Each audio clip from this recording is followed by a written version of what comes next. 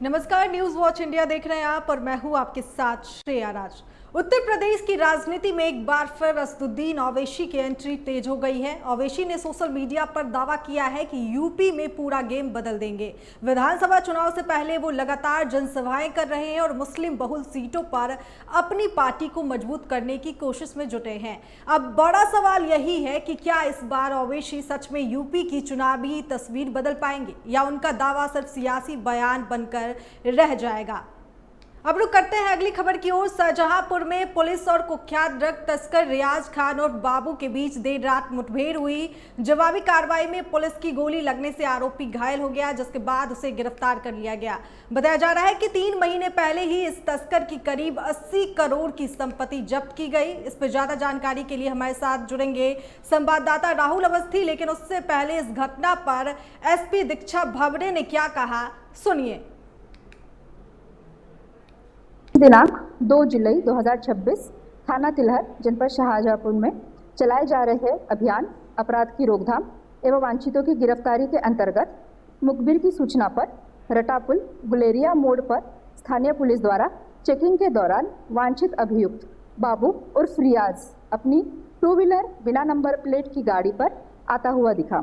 Police द्वारा रोकने के प्रयास पर उक्त अभियुक्त ने गाड़ी मोड़ दी और फिसल गया। भागने के प्रयास में उक्त अभियुक्त द्वारा पुलिस पार्टी पर फायर किया गया, जिसकी जवाबी कार्रवाई करते हुए पुलिस ने सिखाए हुए तरीके से।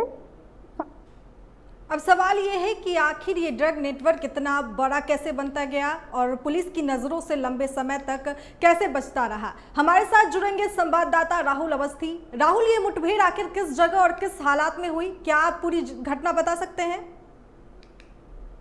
जी मैं बता दूं, ये मुठभेड़ शाहजहांपुर जनपद के थाना तिलहर क्षेत्र पे हुई है। ये मोहम्मद रियाज खां उर्फ बाबू है। ये काफ़ी दिनों से ड्रग्स माफिया में वंचित चल रहा था और इसका बड़ा नेटवर्क है, दिल्ली से बम्बई तक लगातार इसका नेटवर्क बहुत फैला हुआ था। पुलिस शाहजहांपुर और तिलहर पुलिस लगातार इसकी छानबीन कर रही थी। वहीं आज काफ़ी मशक्क़त के बाद पुलिस ने रियाज खां उर्फ बाबू को मुठभेड़ के दौरान गिरफ्तार कर लिया। ये अपनी गाड़ी को लेकर भाग रहा था। पुलिस की जवाबी फायरिंग में इसको गोली लगी, जिसमें लेकर इसका एनकाउंटर किया गया। क्या रियाज खान लंबे समय से पुलिस की निगरानी में था या अचानक ये कार्रवाई की गई? ये रियाज खान लगातार काफी दिनों से ये मादक पदार्थ की तस्करी में शामिल था और लगातार इसका नेटवर्क जो है बहुत लंबे में मादक पदार्थ की तस्करी में चल रहा था। पुलिस को इसकी काफी दिनों से तलाश थी और पुलिस लगातार इसको कहीं ना कहीं छापेमारी कर रही थी। दिल्ली, बम्बई, हर जगह छापेमारी कर रही थी। कल इसकी सूचना मुखबिर द्वारा पुलिस को मिली। पुलिस ने घेराबंदी कर इसको पकड़ने की कोशिश की। इसने जवाबी फायरिंग पुलिस पर की, जिसमें इसको एक पैर में इसके गोली लगी है और इसको पुलिस ने तत्काल मौके पर पहुंचकर एसपी ग्रामीण ने इसकी छानबीन कर इसको हॉस्पिटल भिजवाया, जहां इसका इलाज चल रहा है। और अब आगे पुलिस क्या कार्रवाई कर रही है? क्या इस नेटवर्क में और गिरफ्तारियां संभव है? इससे पहले भी इसके 2-3 लोग जो वो है मादक पदार्थ तस्करी में शामिल थे, वो अंदर जेल में हैं और इससे पूछताछ कर आगे की कार्रवाई की जाएगी। जो भी लोग इसमें और इसके साथ साथी होंगे, शामिल होंगे, उनको भी गिरफ्तारी के दौरान उनको भी जेल में भेजा जाएगा। बहुत बहुत धन्यवाद राहुल हमारे साथ जुड़ने के लिए। अब रुक करते हैं अगली खबर की ओर। कौशाम्बी कोखराज थाना क्षेत्र के सिहोरी टोल प्लाजा पर 26 जून को एलपीजी टैंकर डिवाइडर से टकराकर रिसाव के बाद भीषण आग लग गई। इस हादसे का सीसीटीवी फुटेज सामने आया है। हादसे में मृतकों की संख्या बढ़कर 4 हो गई है। इलाज के दौरान रायबरेली के हीरामणि सिंह और ललितपुर के कृष्णपाल मौर्य ने भी दम तोड़ दिया। 2 कर्मचारी पहले ही जान गंवा चुके हैं, 2 घायल अभी गंभीर है और उनका इलाज जारी है। पूरे इलाके में शोक का माहौल है।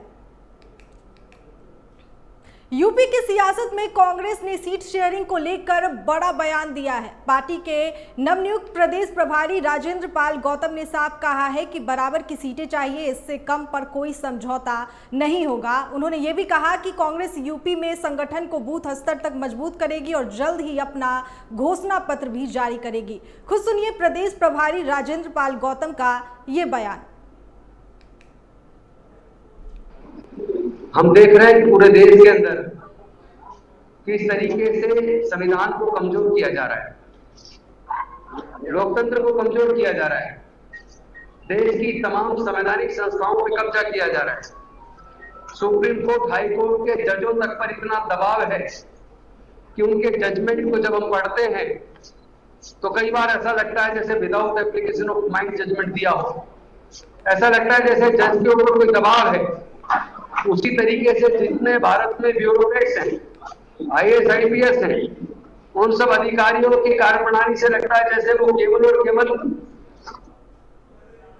क्या कांग्रेस के बीच सीटों को लेकर सहमति बन पाएगी और क्या इंडिया गठबंधन में सब कुछ ठीक चल रहा है? इस पर ज्यादा जानकारी के लिए सीधा जुड़ेंगे निखिल रस्तोगी। निखिल, इस पर क्या कुछ जानकारी है?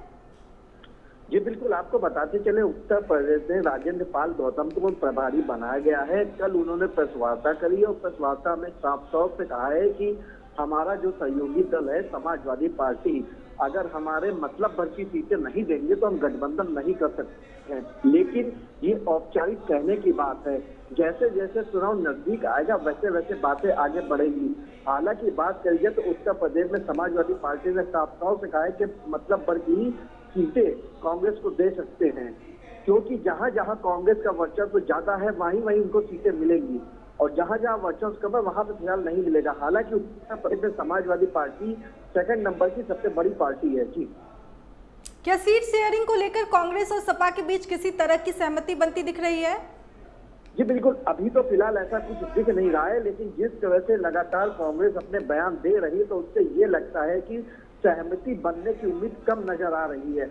हालांकि जब चुनाव की घोषणा होगी उसके बाद इंडिया गठबंधन में बैठ के बातचीत होती है तो क्या निर्णय निकल जाएगा। लेकिन आपको बताते हैं 70 से 80 लगभग सीटें सपा कांग्रेस को देने के मूड में नजर आ रही है, उससे ज्यादा फिलहाल सीटें नहीं दी जाएंगी।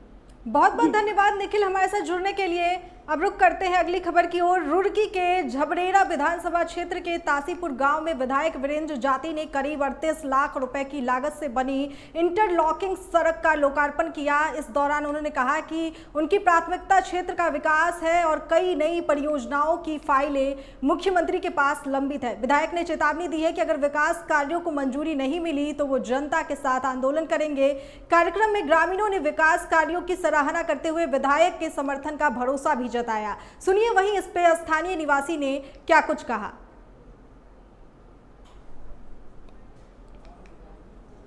अधूरे आज हमारे तानसीपुर गांव में एक नाला है, वो अधूरा है, उसमें अभी भी बच्चे गिर जाते हैं। ऊपर से छपानी, वो बच्चे अभी तक गिरते रहते हैं उसमें। सांप दुनिया भर के उसमें फैलते घूमते रहते हैं। तो वो तो कहते हैं कि मैंने तेरे काम कराए, तेरे सब अधूरे काम करवाए उन्होंने। लेकिन जाती राम जी ने जितने भी काम करवाए बहुत अच्छे काम करवाए और बहुत ही गांव के लोग संतुष्ट भी हैं उनके कामों से और बहुत ही सुथरे तरीके से काम करवाए हैं।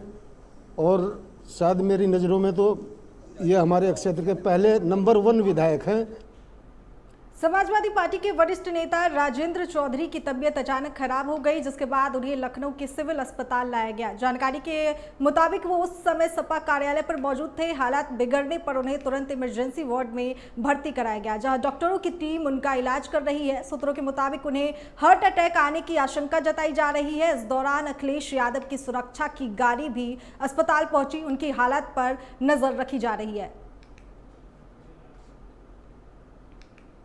अब रुक करते हैं अगली खबर की ओर। रामपुर पुलिस की साइबर क्राइम टीम ने बड़ी सफलता हासिल करते हुए एक पीड़ित का यूट्यूब चैनल वापस दिला दिया है। अज्ञात साइबर अपराधियों ने चैनल का एक्सेस हैक कर उसकी कमाई पर कब्जा कर लिया था। शिकायत मिलने के बाद पुलिस ने तकनीकी जांच कर त्वरित कार्रवाई की है और 9,69,858 रुपए की पूरी राशि सुरक्षित रिकवर कर ली। अधिकारियों के निर्देशन में की गई इस कार्रवाई के बाद पीड़ित को चैनल और पैसा दोनों वापस मिल गए। पुलिस ने लोगों से सतर्क रहने की अपील भी की है। वहीं इस घटना पर पीड़ित शिकायतकर्ता ने क्या कहा वो सुनिए।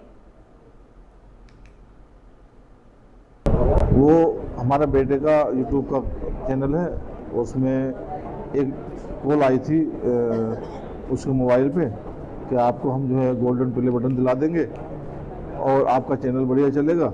और उसको जो झांसे में लेके उसका एक्सिस अकाउंट हटा के जिसने कॉल की थी उसने अपना एक्सिस अकाउंट लगा दिया था, जिसकी शिकायत हमने साइबर थाने में की थी। उसके बाद उन्होंने साइबर थाने वाले ने, पुलिस ने उस कॉल वाले की डिटेल निकाली, उससे बात की और बात करने के बाद वो उसने आईडी और पासवर्ड हमें वापस कर दिया, जिसके बाद उसके अकाउंट में हमने अपना अकाउंट लगा दिया और पेमेंट। बदायूं के सिविल लाइन क्षेत्र में उस समय बड़ी वारदात सामने आई जब पुलिस मुठभेड़ के बीच चोरों का एक गिरोह बिजली विभाग को लाखों का चूना लगाकर फरार हो गया। भड़कुइया गांव में 7-8 बदमाश इको कार से पहुंचे और 10-12 खंभों से बिजली के तार काट दिए। ग्रामीणों की सतर्कता से एक आरोपी पकड़ लिया गया जिसे पुलिस के हवाले कर दिया गया। घटना में विभाग को करीब 2 से 3 लाख रुपए का नुकसान हुआ है और जांच जारी है।